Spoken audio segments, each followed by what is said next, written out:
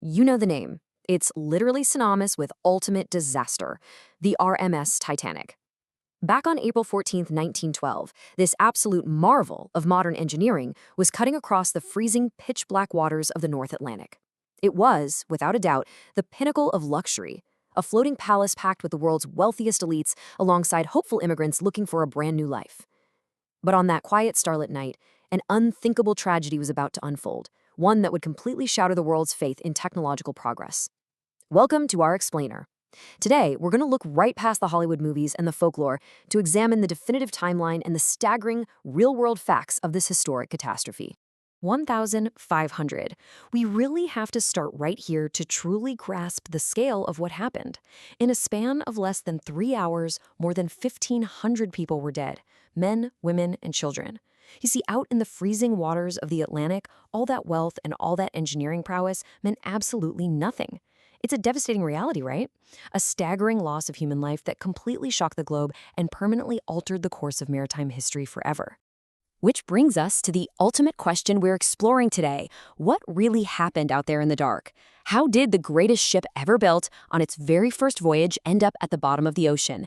How on earth did so many things go so horribly wrong in such a short amount of time? Okay, let's dive into this and piece together the factual timeline of April 14th, 1912. Part 1. The unsinkable dream. Hubris and luxury. Now, what's really interesting about this contrast is how it perfectly highlights human ambition versus human arrogance. To understand the sinking, we first have to understand the sheer scale of the ship itself. On one hand, you have the construction and the mind-blowing luxury. The Titanic was a literal engineering marvel. We're talking lavish dining rooms, grand staircases, and suites that rival the absolute finest hotels in Europe. It was built to be the crown jewel of the oceans. But on the other side, we see the fatal flaw, that infamous label of being unsinkable. And here's the thing.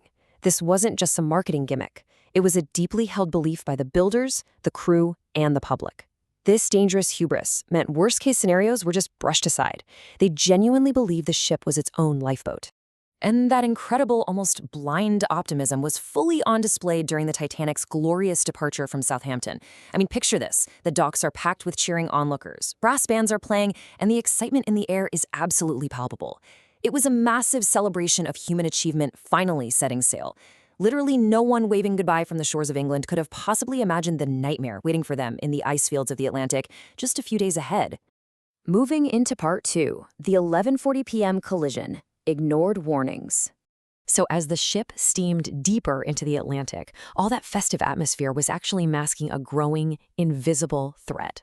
All throughout the day on April 14th, the Titanic's wireless operators were receiving multiple warnings from other ships about huge concentrations of ice directly in their path. Just message after message coming in. For instance, there was a ship named the SS Masaba, and they sent a highly specific warning about heavy pack ice directly ahead. But guess what? That message never even made it to the bridge.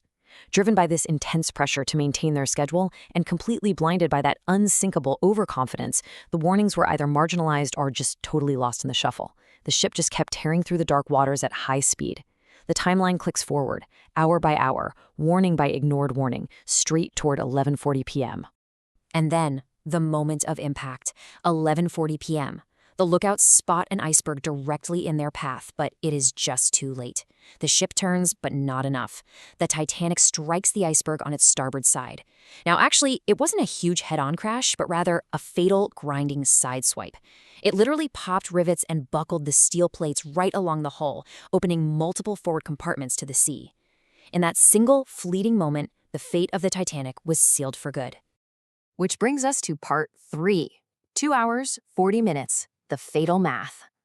With the freezing ocean literally pouring into the ship, the reality of the situation rapidly shifted from a mild inconvenience to a desperate, chaotic fight for survival. And this brilliantly illustrates the most tragic failure of the entire disaster, the fatal math. Because they bought into their own unsinkable myth, the ship was only equipped with enough lifeboats to carry a fraction of its passengers and crew.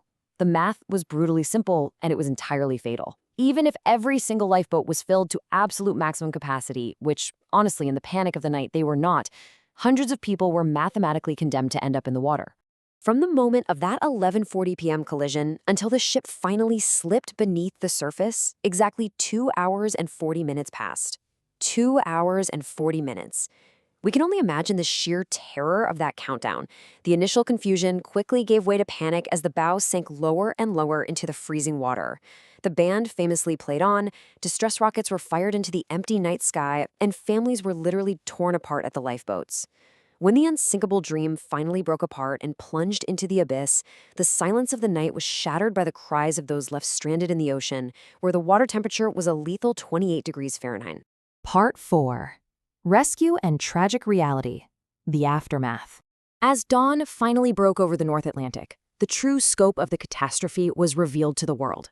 The RMS Carpathia, having heard the Titanic's desperate distress calls, actually braved those same dangerous ice fields to reach the site, but they arrived hours after the ship had gone down. The crew of the Carpathia frantically pulled the freezing, traumatized survivors from the lifeboats. They rescued everyone they could possibly find, but the grim reality was staring them right in the face. They were surrounded by debris and the quiet aftermath of the more than 1,500 lives that had already been lost to the sea. The unsinkable ship was just gone. So the crucial point is separating what actually happened from the folklore that grew in the years following. The immediate official inquiries, which were held in both the US and the UK, meticulously documented the verifiable facts. We're talking the exact speed of the ship, the ignored warnings, the catastrophic lack of lifeboats, all while dismissing the romanticized myths that tend to cloud our historical memory. The investigations proved, without a shadow of a doubt, that this wasn't an act of an angry sea, it was a devastating cascade of human errors, extreme overconfidence, and a catastrophic lack of preparation. Part 5. Discovery and Lasting Legacy. Lessons from the Deep. 1985. For decades, the Titanic sat in complete darkness at the bottom of the ocean, basically a ghost ship lost to time, until modern technology finally caught up. It wasn't until the year 1985 that the wreck of the Titanic was finally discovered. Resting over 2 miles below the surface, the discovery of the physical wreckage brought a profound sense of closure to the historical mystery. It confirmed eyewitness accounts that the ship had indeed split in two before sinking, and it transformed the Titanic from an abstract historical legend back into a real, tangible place, a solemn gravesite for the 1,500 souls who perished. But here's the thing. Why does all of this matter to you and me today? Well, because the loss of the Titanic fundamentally changed how the world operates. The sheer outrage and horror over those 1,500 lost lives forced international governments to act. Sweeping, permanent changes were made to maritime safety laws. It became a strict legal requirement that all ships must carry enough lifeboats for every single person on board. No exceptions. 24-hour radio watches became mandatory to ensure distress calls and ice warnings are never, ever missed again. Every time you step onto a cruise ship or a ferry today, your safety is directly protected by the lessons paid for in blood by the passengers of the Titanic. Think about it. We've built incredible things since 1912, right? We've gone to space, we've connected the globe digitally, and we've built ships that literally dwarf the Titanic in size. But we have to ask ourselves a vital question. Do our modern engineering marvels still suffer from the exact same human hubris that doomed the Titanic? Have we truly learned that no technology is ever truly unsinkable, or are we just waiting around for our next tragic reminder? It is definitely something to think about the next time someone tells you a system cannot possibly fail. Thank you for joining me for this explainer, and keep questioning the world around you.